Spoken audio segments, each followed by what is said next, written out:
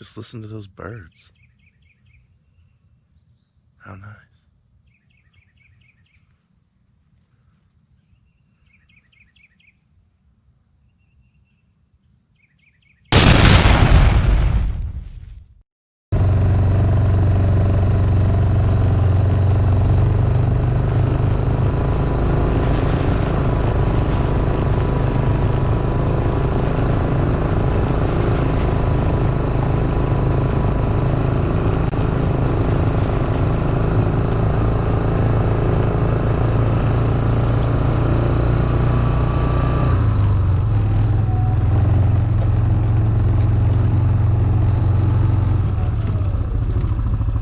I don't know if you guys can see a white house out there in the distance, but I've literally lived here 4 years and I've never seen that house. I don't know if aliens secretly deposited a house there.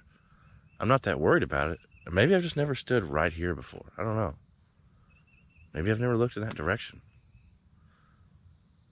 I'm blaming aliens. Maybe I'm just losing my mind. What's up, YouTube? Today we're clearing fence row. And you know what we did yesterday? Cleared fence row. When I say we, I mean this guy. You missed out on all this right here yesterday. There was 1, 2, 3. You missed out on all the briars yesterday. This right here was over my head. It was absolutely enormous. I found a snake down there, which I'll show you a picture of. Ew. Morning, Ophi. How you do?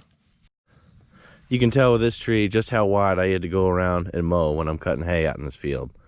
What I want to do, take all that out so that I can mow under it. I can keep the fence nice, and I'll be able to mow a nice straight line. And albeit not that much grass, that's that much more grass. Trying to mow around stuff like this with a disc mower isn't impossible, but it's a pain. And let's be honest, that looks better than this looks. I like to start out with the old string trimmer because I've killed 3 copperheads. Well, my son killed one Thursday, then I killed one Saturday, and now I've killed one yesterday, which was Tuesday. Hope that doesn't mess you up when you're watching this video. Just pretend like it's that week. But there's nothing about getting bit that, you know, appeals to me, so we're gonna weed eat first.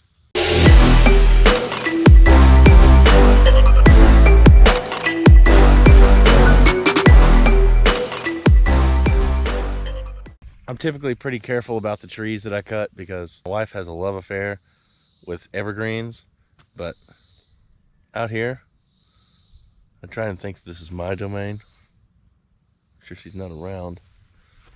I don't want to get in trouble. But in all honesty, there's a whole host of reasons why you want to trim the trees and all the junk out of your fence row. Like, it looks better, and you can maintain your fence better, and it looks better, and you're able to cut straight lines instead of having to weave back and forth, and it looks better. As a matter of fact, just watch and see how much better this looks.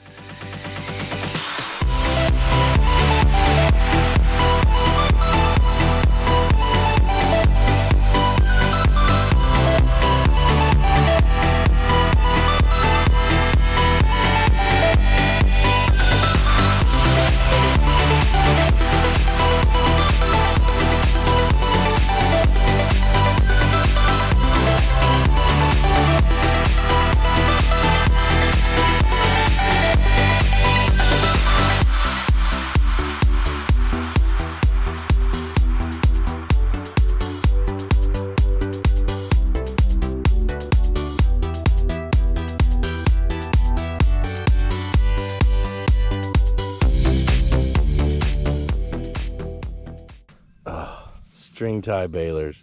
Who does that? I know who did this. Me. I set some bales over here trying to get rid of some of that blackberry briar. And blackberries grew up around it, and they grabbed strings off the bales and pulled them back in there, which is not what I wanted. But now we've got it out of the field. And just like that, if anything's wrong with the fence, I can fix it right here. As a matter of fact, right where Huck's standing, I found a piece that's broken. It was covered up and I would have had no way of knowing. I'll be able to mow through here nice and straight. If I ever get cattle out here, they'll be able to stand under this in the middle of this sunny day, when it's too hot, they don't like it. I mean, I can think of all kinds of good reasons, at least 4 or 5. I mean, and not to mention, this post right here has become really good friends with this tree. And if I were to try and remove it, it'd be really hard, and it's gonna break the fence post apart, you know what I mean? Like, you guys don't want me to do that, do you? Come on, have some sympathy. That'll be hard to pull. Imagine the time-lapse footage of, see, this barb went right through here and just slowly pulled that apart. Ew, Huck, gross. You just gonna leave it? But really, I decided it was time to start clearing some fence row because I want to start putting in some more fences. We're thinking about maybe getting some cattle, and if we're gonna do that, we gotta have some land cleared. But I'm just wondering, is right now the right time monetarily to have a dozer guy come out, clear land, start buying fence supplies, posts, welding corners. You know, there's a lot of money that goes into it, getting it started up. So it's like, you know, is now the right time to do it?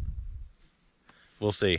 But for right now, it's cheap enough for me to go around with a chainsaw and just a little bit of gas and start clearing my fence row and fixing things, fixing fence, making sure everything's ready.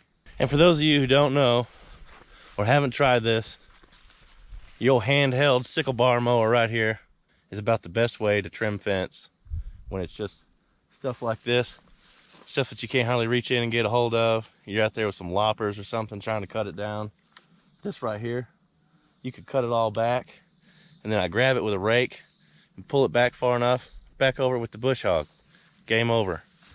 This right here is nothing compared to what that was right down there past the cedar. Stuff was over my head. It was probably 5 rows of fence posts, and I was able to clean it up in, I don't know, maybe 30 minutes, where that would have taken me hours and hours and having to pull it out by hand and getting stuck. It's really the way to do it. So if you guys don't have one of these, get you one. So, as you guys can probably see, I have a lot more fence row to go, and unless you guys want to come out here and help me, I got to get to work. So remember to pound that like button and subscribe. Thanks for watching, and God bless. Check you later.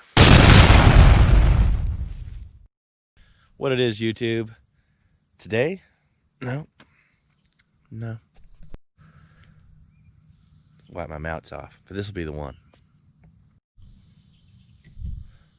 Oops, no, that's sideways.